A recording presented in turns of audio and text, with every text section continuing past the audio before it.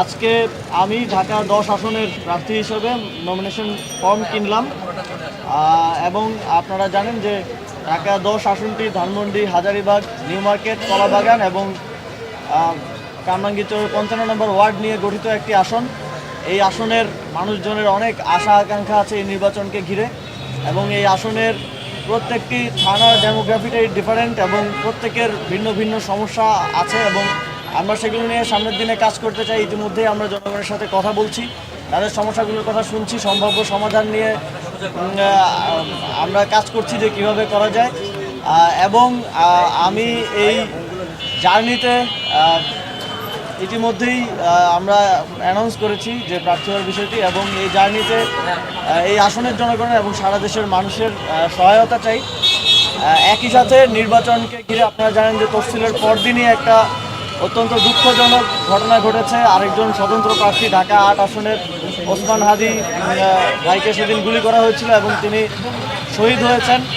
এমন তো পরিস্থিতিতে আমরা মনে করি যে সরকারকে অবশ্যই নির্বাচনকে কেন্দ্র করে লেভেল প্লেয়িং ফিল্ড, প্রার্থীদের নিরাপত্তা, ভোটারদের নিরাপত্তা নিশ্চিত করা প্রয়োজন এবং এই ধরনের ঘটনা যেন আর কোনোভাবেই না ঘটে সেটা নিশ্চিত করা প্রয়োজন।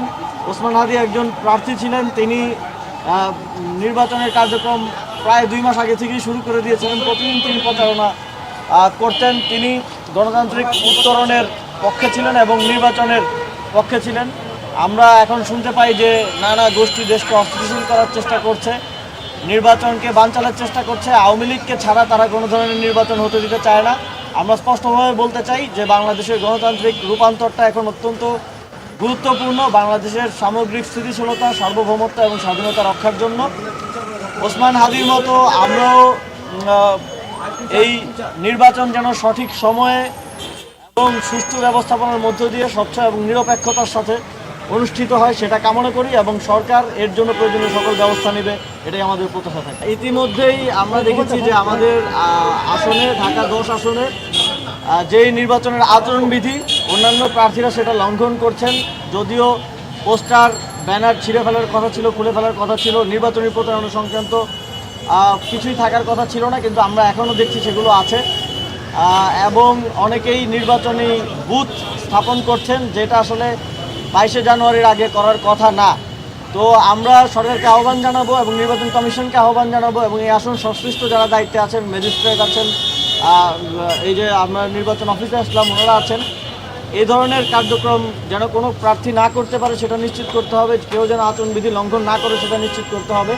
আমরা আমাদের দিক থেকে সর্বোচ্চ চেষ্টা করব আচরণবিধি লঙ্ঘন না করে যথাযথ নিয়ম অনুযায়ী নির্বাচনী প্রচারণা থেকে শুরু করে সব কিছু পরিচালনা করার এবং আমরা আহ্বান জানাবো অন্যান্য প্রার্থীরাও সেটা মেনে চলবেন এবং কেউ যদি মেনে না চলে সরকার এবং নির্বাচন কমিশন যথাযথ ব্যবস্থা গ্রহণ করবে।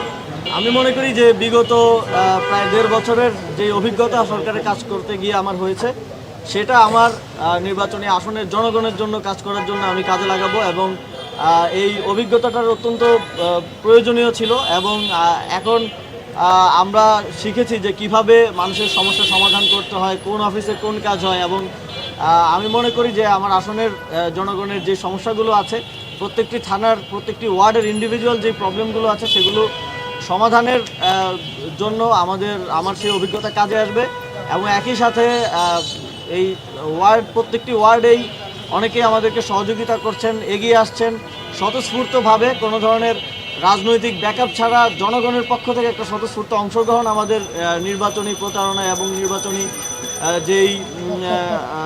যেই যাত্রা শুরু হয়েছে সেখানে আছে। সেটা আমাদের জন্য সবচেয়ে বড় প্রাপ্তির বিষয় এবং আমরা মনে করি যে জনগণের জন্য যেহেতু কাজ করতে চাচ্ছি, জনগণ আমাদেরকে ইতিমধ্যে সমর্থন দেখিয়েছেন, সামনের দিনেও দেখাবেন এবং জনগণকে সাথে নিয়েই আমরা এই যাত্রাটা পার করব। বিশেষ করে শরীফ ওসমান হাদির যেই হত্যার ঘটনা ঘটেছে আমরা দেখেছি এখন পর্যন্ত সরকার আসামিদেরকে গ্রেফতার করতে ব্যর্থ হয়েছে।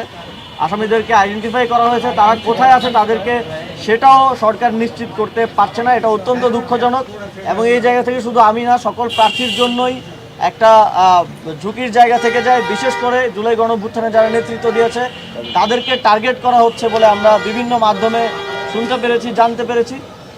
আমাকেও সরকারের বিভিন্ন স্তর থেকে এবং বিভিন্ন গোয়েন্দা সংস্থা থেকে মাঝে মধ্যে জানানো হয় যে আপনার নিরাপত্তা ঝুঁকি আছে, এখানে যেতে পারবেন না, ওখানে যেতে পারবেন না।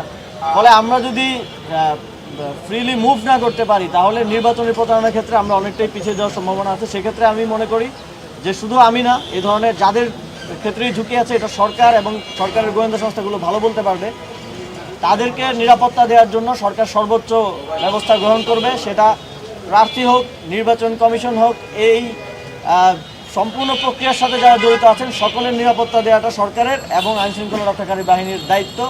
আমরা শহীদ ওসমান হাদির মতো অবস্থা যেন আর কারো না হয় এবং এর মধ্য দিয়ে দেশের পরিস্থিতি অস্থিতিশীল করা, নির্বাচন বানচাল করা এবং বাংলাদেশকে একটা অন্ধকারের দিকে ঠেলে দেওয়ার সুযোগ যেন কেউ না পায়, সেটা সরকারকে নিশ্চিত করতে হবে।